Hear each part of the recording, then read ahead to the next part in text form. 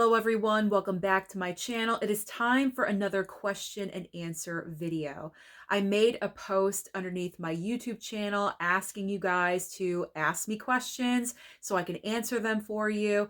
And I should have made this video probably a couple of weeks ago, so I do apologize about the delay, but I did not forget about this video. I was just extremely busy. It is award season, so that's kind of been my focus. And so it's a very snowy, icy day today, so I decided this was the perfect time to make this video. So it is time for me to answer your questions. So we have question number one. What is your favorite genre? Well, I love horror, as you guys know, so the horror genre is definitely up there. I love great comedies, action movies. The real genres that I'm not really a huge fan of, fantasy. Fantasy is definitely not a go-to for me. Even like romance films. You would think automatically, like just because I'm a female, I would gravitate towards romance or love stories, but not really. They have to be a certain kind of love story for me to really want to watch the movie. I am not the type of girl that goes like goo goo gaga over the brand new rom-com that's out at the movie theater. I don't go for movies like that. Very rarely do I watch those kinds of films. So my favorites definitely horror, action, comedy. Those are my top three favorites. All right, the next question. How did you meet Durant Cinema and the Steelbook crew? Y'all crack me up every time you meet up. Thank you so very much. My guys, my Steelbook crew in Massachusetts, I love seeing them twice a year. It is so awesome when we get to hang out. And really, it's like no time ever passes. We just pick up where we left off, and it's always a lot of fun. So how did I meet Durant Cinema? Let's start off with that.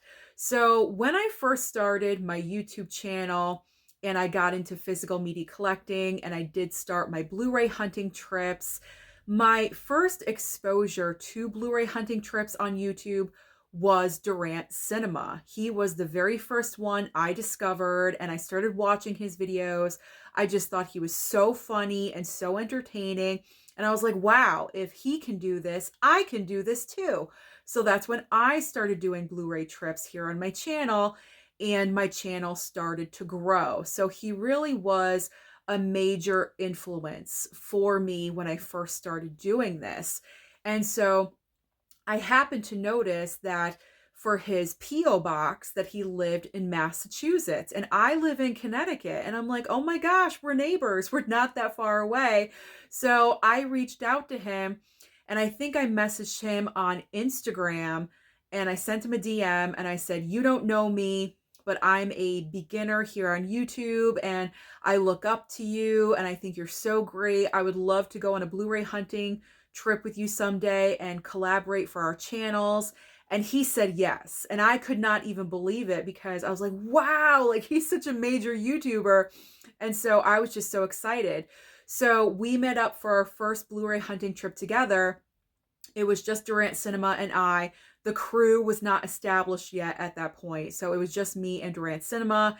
We had a great time together. We got along so well. Our personalities and our sense of humor just mesh extremely well together.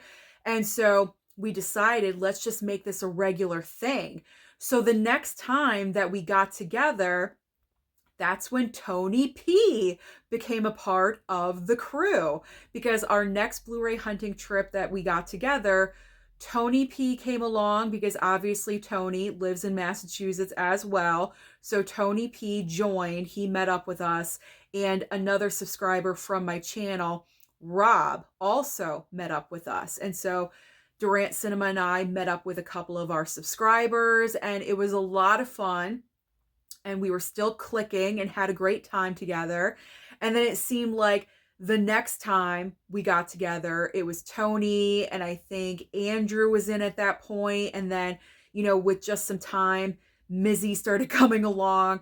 And that is really what happened. It was like, it was just this growing thing where every single time Durant and I met up, it was with the Steelbook crew. So now We all just, it's an automatic thing. We all meet up together twice a year in April and October, and it's always a great amount of fun. So I can't wait another couple of months and I will be seeing my boys at Bull Moose. So that's the story. That's the origin story of Durant Cinema and I.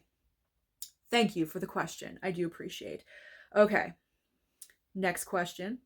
Since you're on a buying freeze, I know you have credits at Bull Moose where you can get some physical media.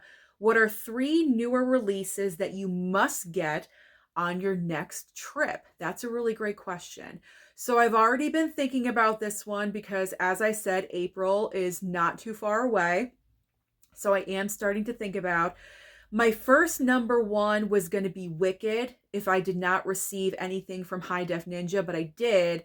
So now I don't need Wicked. I'm not going to double dip and get that slipcover, even though it's so tempting, but I'm not going to do that. I have a Steelbook and I'm good. So I think Alien Romulus is definitely going to be one that I look out for, as well as probably the 4K of Pretty in Pink. That just has my heart. It's John Hughes. It's 80s. I love that movie so much. So I will definitely be on the lookout for Pretty in Pink, Alien Romulus, anything as far as like prior Scream Factory releases that I might have had my eye on, something like that. But the 2 that I will definitely be looking for, Alien Romulus and Pretty in Pink. Okay, now we have the first movie you bought on... Wow, this is a loaded question. The first movie you bought on every format / packaging / label, like VHS, DVD, Blu-ray, 4K, Steelbook, Digibook, Digipack, Criterion. Okay, I do not remember the first of all of that. That's crazy. Like, I do not remember the first Blu-ray I picked up. I don't remember that. The only first that I absolutely remember, and I've talked about this before here on the channel, my very first Steelbook I bought at Best Buy was Spider-Man Homecoming for $15. It was nice and cheap. It was nice and cheap. It was like $14.99. My Spider-Man Homecoming Steelbook. That was the beginning of the end for me with Steelbooks. That is the only thing that I remember. My first DVD, I was buying DVDs like way back in the day. I cannot remember my first for that. VHS, I don't know, probably like something Disney, like the Disney clamshell, VHSs that were out at the time. Probably something like that, but I can't get into specifics. I do not remember, I'm sorry. What I can't talk, I'm sorry. I just filmed my BAFTA reaction video, so I'm like tongue-tied right now. Okay, what are your favorite feel-good movies? Anything from the 1980s. Anything from the 1980s. My favorite movies from the 80s, anything from John Hughes, The Goonies, Back to the Future, anything from back in the 1980s when I was growing up. If I'm feeling like I don't really know what I want to watch, or if I'm feeling sad or bad or anything, if I just need something, those are like my comfort movies. That's what I like to call my comfort films, because I grew up with those movies. I watched them so many times. It was sickening. Like, I can recite the script, like, I just absolutely love movies from the 80s decade. That was just such an amazing time period that will never ever be duplicated ever again, which is so sad, because the 80s were awesome. The 80s were so awesome. Not as much for fashion, but movies, they were the best. Like Karate Kid, like all the best movies came out in the 1980s. They were so good and they were so pure, like it was just something special about the 80s that I just love. I absolutely love. So anything from the 80s to make me feel good, comfort films, absolutely. What TV do you watch your movies on, and what format? So down here, I've talked about the set that I have down here and also upstairs so many times. I feel like I'm just repeating myself at this point. Down here, I have I believe 56-inch Samsung. If you want to see the details of my room, I do have a couple of room tours that I did. I know I did one last year as like an update. I'm not really sure if I am going to do another room tour update for this year because honestly, nothing major has really changed in the room. So I'm not really sure if I'm going to do that. But if you want to check out more details of like my setup that I have going on down here, you can check out a room tour. But I have a 56-inch Samsung TV down here, and my Blu-ray player, because I don't have a 4K player down here. It's a Blu-ray. It's a Sony, a basic Sony Blu-ray player. And then upstairs, I forget the brand of the TV that we have, but upstairs, that's only like a 45-inch, I think. 45, something like that. And the 4K player is brand new. We got a brand new Panasonic 4K player. It was on a fantastic Black Friday sale in November of this past year. So my mom picked it up for like the house Christmas present for all of us. So that's what we got going on. I don't have anything fancy here. There's no huge sound system with a sound bar and all these great things. Like we don't have that here. Like there's no, it's basic. TV, player, that's it. Okay. Next question. What was the first thing you bought for your collection? I don't know. I don't remember. I remember, this is what I do remember. I do remember like one of my very first like Blu-ray trips that I ever did here on my channel way back in the day when I first started. I was hunting for Avengers Endgame and I bought the DVD. How embarrassing is that? I bought the DVD of Avengers Endgame, and then after that I would go to Target, and that's when Target had like rows of physical media, and they did have Steelbooks and everything. And so I went there and I really started picking up a lot of Blu-rays that I was interested in. So I would say just regular, I guess Avengers Endgame DVD would be the answer to that. And then, I don't know, a bunch of Blu-rays, but I don't remember the exact titles of those Blu-rays.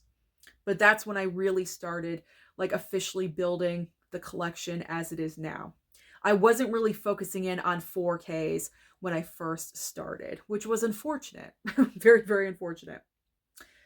All right, which physical media YouTube channels do you enjoy watching? Well, I'm very lucky that I am friends with a lot of the other content creators that I do watch here on YouTube. I'm very fortunate. So we have obviously Durant Cinema, we have Tony P, Tony's Movies and More, we have Mid-Level Media, Ken, we have Tony over at Basement Blues, Stephanie, Movie Chatter, Tim Talks Talkies, or now Tim Vince. He changed his YouTube channel name to Tim Vince. That's a recent thing.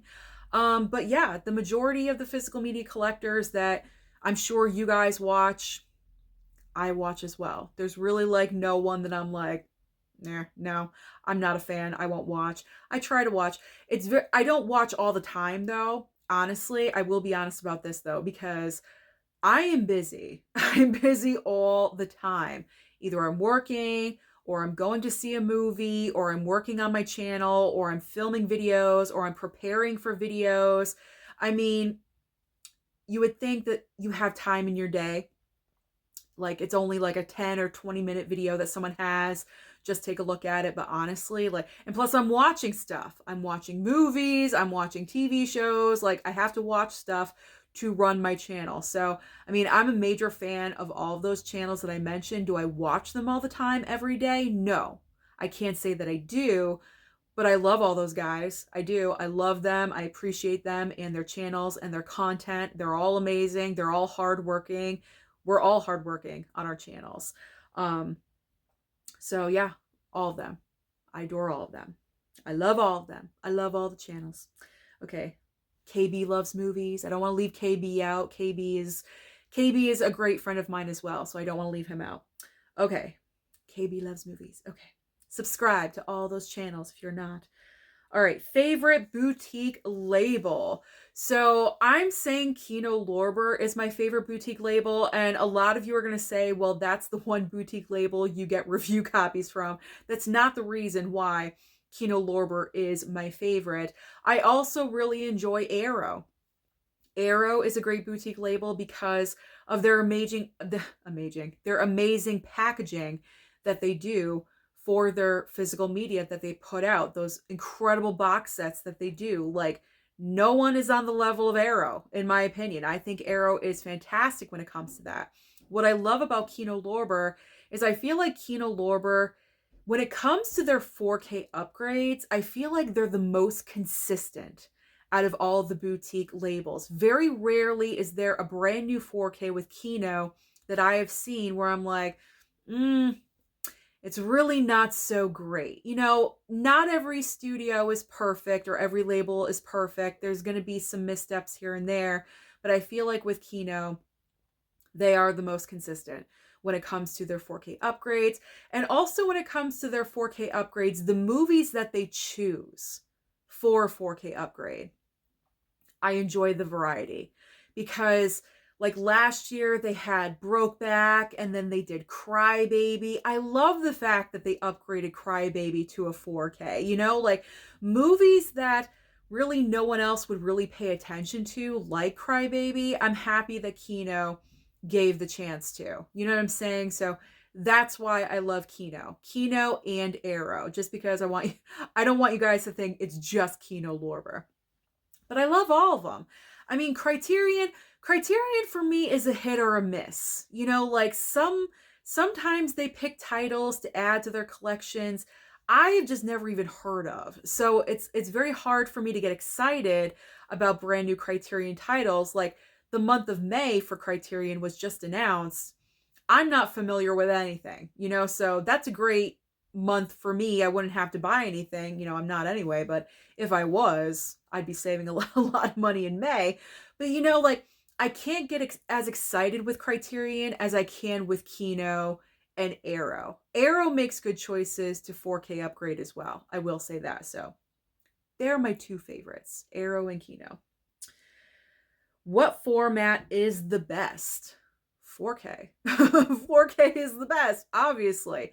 Well, I mean, not in every case, but you know, 4K is meant to be the best format. So, I mean, if you are kind of like unsure on what to buy, whether it's a 4K or Blu-ray, the best advice I can give to you is that if you can find a movie that you want to get that has both a 4K disc and a Blu-ray disc inside, that is your best bet to buy, because that way you have both. You have a 4K and a Blu-ray. Because nowadays, some studios, when they upgrade and they put out a 4K, they don't always include the Blu-ray, which is, you know, kind of annoying, just a little bit. I think they should put out a 4K with a Blu-ray for everything, but that's just me. So that's your best bet. You know, 4K, Blu-ray, both inside the package. That way you have both and you can decide for yourself which one you think is better. I mean, but normally, you know, 4K is the better format. Okay. Which Blu-ray 4K player do you have? I pretty much already went over that. Next question. Do you upgrade your collection DVD to Blu-ray or 4K, or are you happy with whatever copy you might have of a favorite movie? Well, if something is coming out with a 4K that I really love, like Pretty in Pink, you know, like that's a brand new 4K. I love John Hughes movies. Pretty in Pink is one of my favorite John Hughes films. Breakfast Club is my ultimate favorite, but Pretty in Pink is like second or third place, like top 3. So without a doubt, I want to get that 4K of Pretty in Pink. I don't find it necessary to upgrade to a 4K for everything. You know, like I said, with a lot of horror movies that I have in my collection, I don't need to have a 4K. If I don't think I need it, then I don't need it. I am fine. So I think that was the best answer to that question. I'm selective. I don't have to upgrade everything to a 4K. Okay. At least now, anyway. Maybe not before, but I am now. I'm more selective. What is the best store to get movies? Well, nowadays, it's kind of difficult to get movies in store because Walmart pretty much is now the store, the go-to store for physical media. And depending on your Walmart and if they stock those shelves, I'm not really sure if they do or not. My Walmart is a hit or a miss. Either they have every single brand new release or they have nothing at all and it's a ghost town. So it all depends. It all depends on your Walmart and how they do. And then Barnes and Noble is another option for picking up in store. And my Barnes and Noble is pretty decent. They have a lot of items. I still have a decent Criterion section to look over there. And, I should do another trip over there. It's been a while since I've been there, but it's so like out of my way. Like Walmart is just in my town, whereas Barnes and Noble is like 20 to 25 minutes away. So it's a little bit of a drive, but I'm lazy. I'm lazy sometimes. What can I say? Otherwise in store, there really aren't many options anymore. We don't have FYEs. FYEs seem to be closing down all over the place. Big Lots are shutting down. There's Dollar General, but yeah, those are all like DVDs and like the same titles that we've seen over and over and over. That's like not new releases or anything. Target isn't doing physical media in store anymore. Is Target still doing physical media online? I don't know. I haven't even checked. I haven't even looked. So Walmart and Barnes and Noble pretty much are your two options. Unless you're very lucky to have like a secondhand store in your town, like what is it, Second and Charles or something, Disc Replay, places like that where movies are traded in. And, there's places like that, but I don't really have a lot around me. I think someone sent me information about somewhere like that a couple of towns over from me, but nothing local.